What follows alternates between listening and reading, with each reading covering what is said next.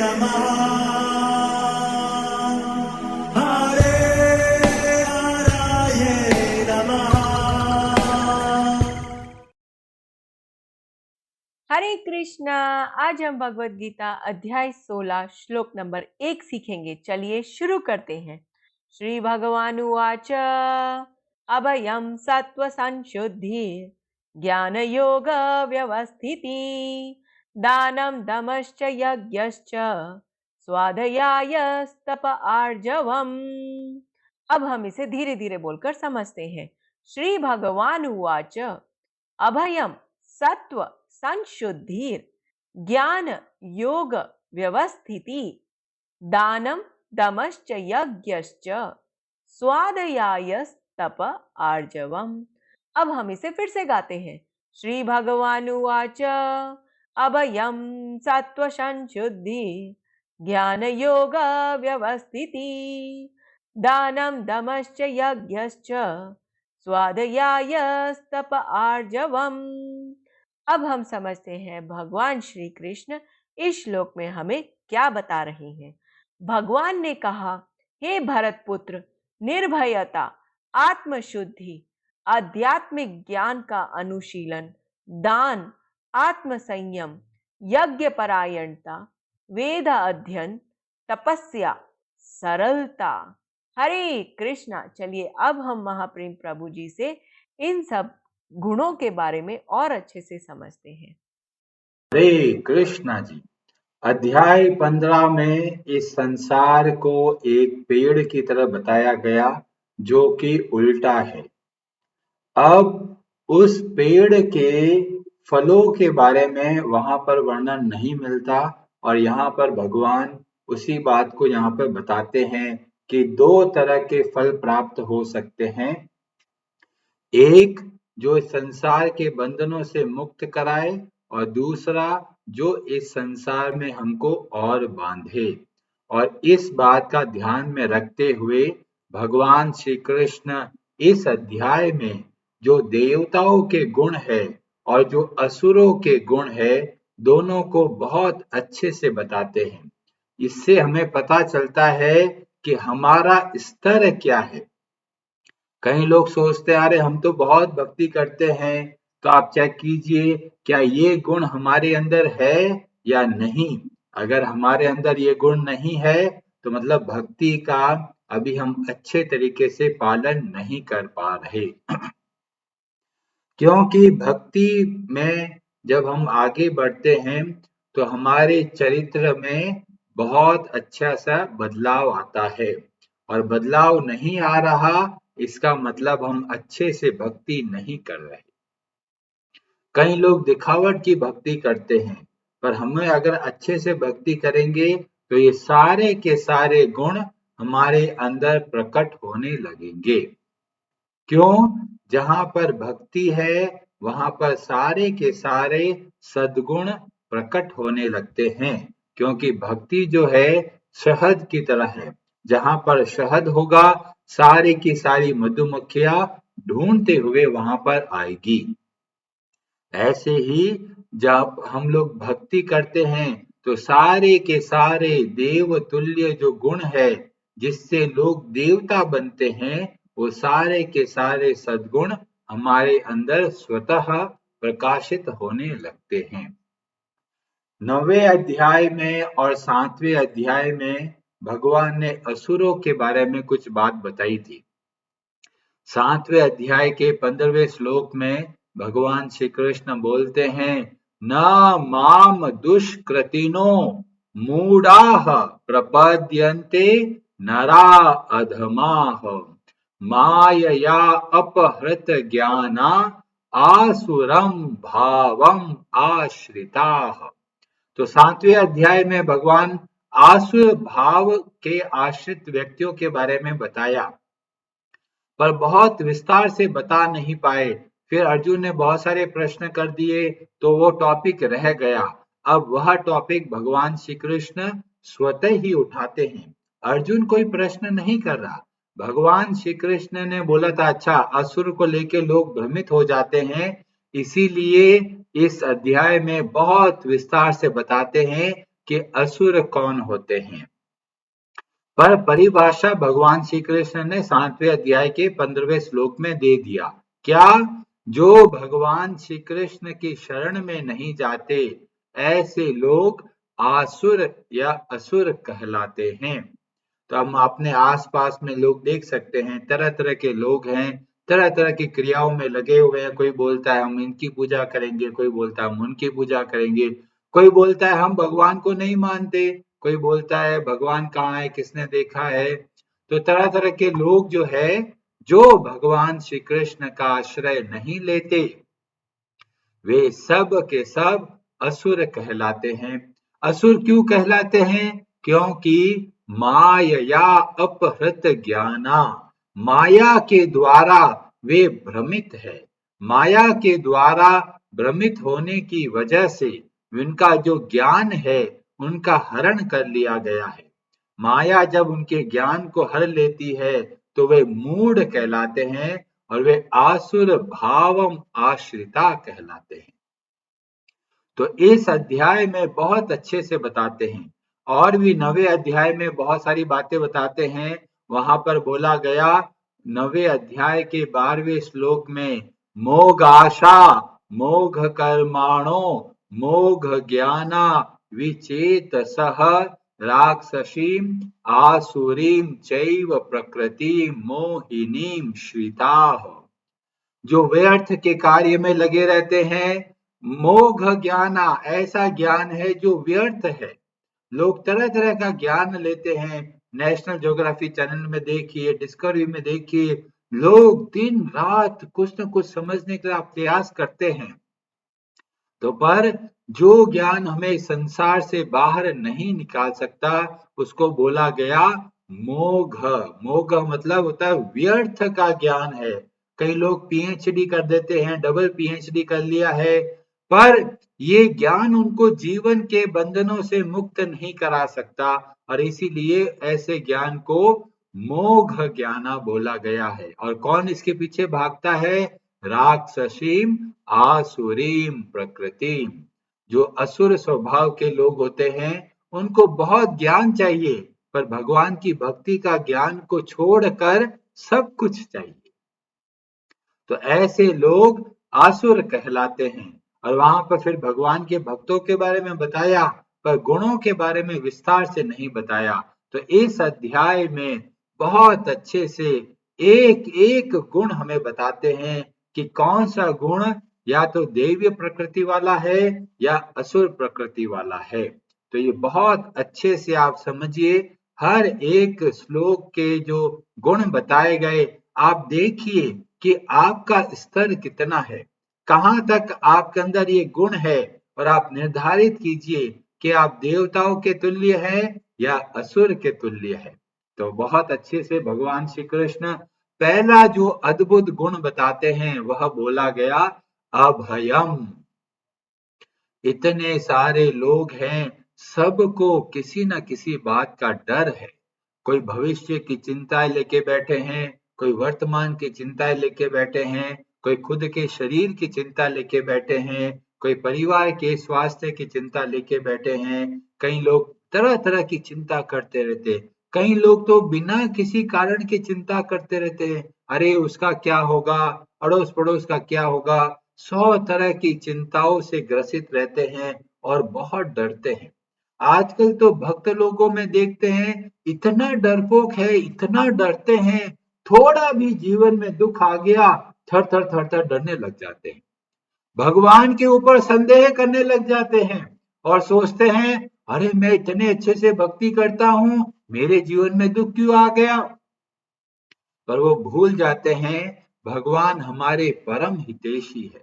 जब हम अभय के गुण के लिए प्रयास करते हैं तो कैसे संभव होगा?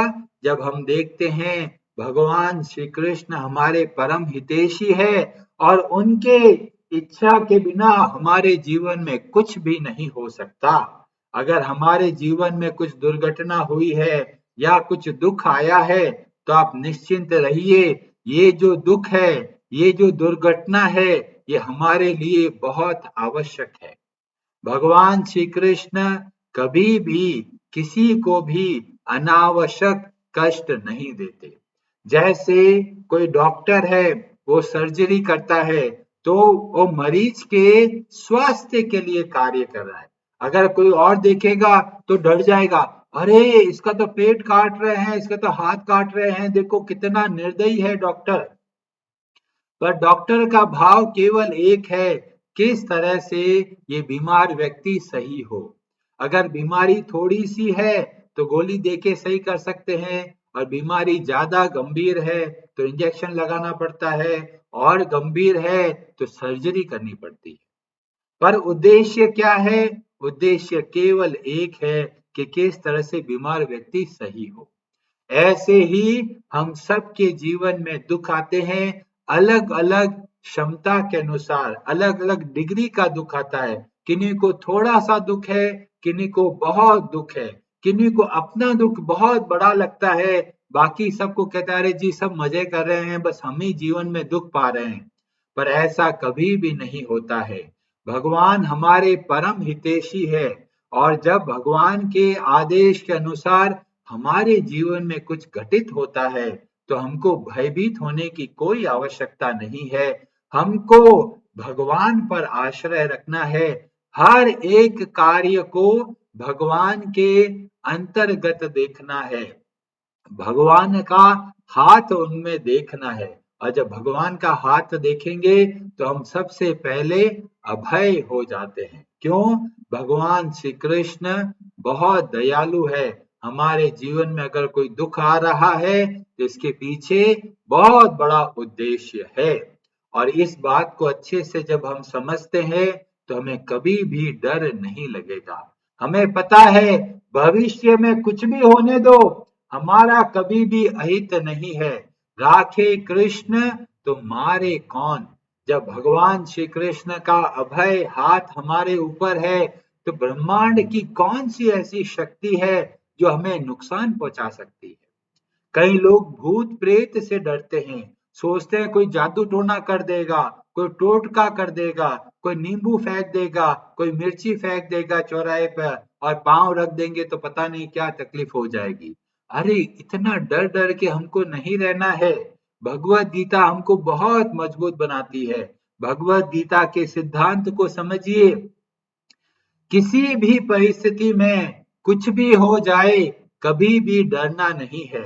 अगर डर लगता है तो मतलब भगवत गीता को हम नहीं समझे हैं। भगवत गीता को जब हम समझते हैं, भगवान श्री कृष्ण के चरणों का आश्रय लेते हैं, तो हमारा डर उसी क्षण चला जाता है। जैसे कि एक छोटा बच्चा अगर अपनी माँ के पास में है तो उसको कभी डर नहीं लगता। पर अगर बच्चा अकेला महसूस करता है और देखता है कि अरे मेरी माँ नहीं है, तो बच्चे को बहुत डर लगता है, बहुत चिंता होती है, अरे मेरी माँ कहाँ चली गई, और रोने लग जाता है।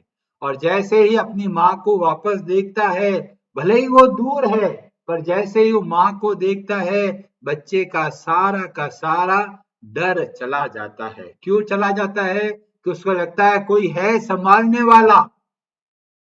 और हम भी जब भगवान का आश्रय लेते हैं और हम सोचते हैं अरे भगवान श्री हरि हमारे हैं, वे हमारा पूरा ध्यान रखते हैं, अरे अगर खाने को नहीं मिला तो भी कोई चिंता नहीं, अगर नौकरी नहीं रही तो भी चिंता नहीं। क्यों? हमारे पिताजी बैठे हैं घर पे, हमारे ठाकुर जी बैठे हैं, वो हमारा ध्यान रखते हैं। हम तो उनकी बस सेवा ऐसे ही कर रहे हैं, वास्तव में वे हमारी सेवा करते हैं। तो जब हम भगवान का आश्रय लेते हैं तो किसी तरह का डर हमको नहीं लगता। और भगवान श्री राम इसको बहुत अच्छे तरीके से रामायण में बताते हैं। रामचरितमानस में भी वर्णन मिलता है और वाल्मीकि रामायण में भी वर्णन मिलता है। और ये प्रसंग आता है जब विभीषण के सामने एक बहुत बड़ा प्रश्न खड़ा हो जाता है, रावण के साथ में रहूं या नहीं रहूं। रावण जो इतने समय से उसको भरण पोषण कर रहा है, और जब रावण और मेघनाद इंद्रजीत जब उनका अपमान करते हैं और उनकी बात नहीं सुनते, तो जो विभीषण होते हैं वो सोचते हैं अब मुझे लंका में नहीं रहना है, और अब वे जाते हैं भगवान श्री राम की शरण में, और उनके मन में ये भी रह सकता है, अरे अगर भगवान श्री राम ने नहीं अपनाया तो मेरा क्या होगा। पर उनको भगवान श्री राम पर पूर्ण आश्रय है, पूर्ण भरोसा है कि जो भगवान की शरण में जाता है उनको भगवान कभी भी त्याग नहीं करते। केवल इस आश के साथ में वे भगवान श्री राम की शरण के लिए जाते हैं। और ऊपर आकाश मार्ग में खड़े हैं और नीचे सब लोग डिस्कशन कर रहे हैं कि ये तो रावण का भाई है, इस पे भरोसा करे या नहीं करे। सभी लोग अपना अपना मत देते हैं। कई लोग बोलते हैं अरे ये तो गुप्तचर है, ये तो कुछ हमारा नुकसान कर देगा, और तरह तरह की बातें करते हैं। पर भगवान श्री राम एक बात बहुत स्पष्ट शब्दों में बोलते हैं। भगवान श्री राम बोलते हैं, सकृदेव प्रपन्नाय तव अस्मि इति च याचते।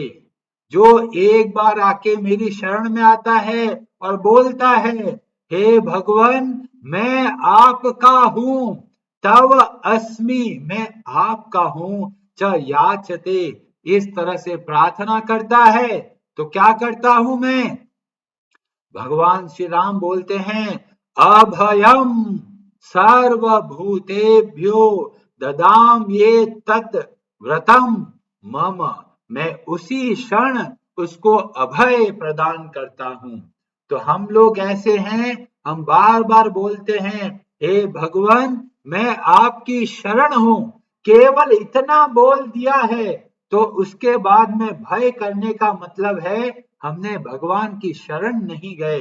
अगर हम भगवान की शरण में गए, एक बार बोल दिया, हे भगवान मैं आपका हूं, मैं आपकी शरण हूं, उसके बाद में भय का कोई स्थान नहीं है। हमें उसी क्षण भय से मुक्त हो जाना चाहिए, क्योंकि भगवान राम का ये प्रण है, वचन है कि जो एक बार बोल देता है, झूठ में ही बोल देता है, हे भगवान मैं आपका हूं, तो भगवान बोलते हैं मैं उसका कभी त्याग नहीं करता, उसका सदैव अभय देता हूं। और ये वचन को आप याद कीजिए, जब आप भगवान की शरण में जाते हो और उसके बाद में हमारे मन में कोई भय आए, तो इस श्लोक को याद कीजिए। भगवान ने प्रण किया है और भगवान का प्रण कोई भी नहीं तोड़ सकता। इसलिए हर रोज आप भगवान से प्रार्थना करें, हे भगवान मैं आपकी शरण में हूं, कार्पण्य दोषोपहत स्वभाव पृच्छामि त्वाम धर्म सम्मूढ़ चेताः, यत् श्रेयस्या निश्चितं ब्रूहि तन्मे शिष्यस्ते अहम शाधि माम त्वाम प्रपन्नम। प्रपन्नम का मतलब होता है शरण। हे भगवान मैं आपकी शरण हूं। और जब इसको बोले तो भय से मुक्त हो जाएं, किसी भी तरह की चिंता न करें, किसी भी तरह का भय न रखें। और यह है देवताओं का गुण, हम सबको इसके लिए प्रयास करना चाहिए। हरे कृष्णा जी, आप सबका बहुत बहुत धन्यवाद।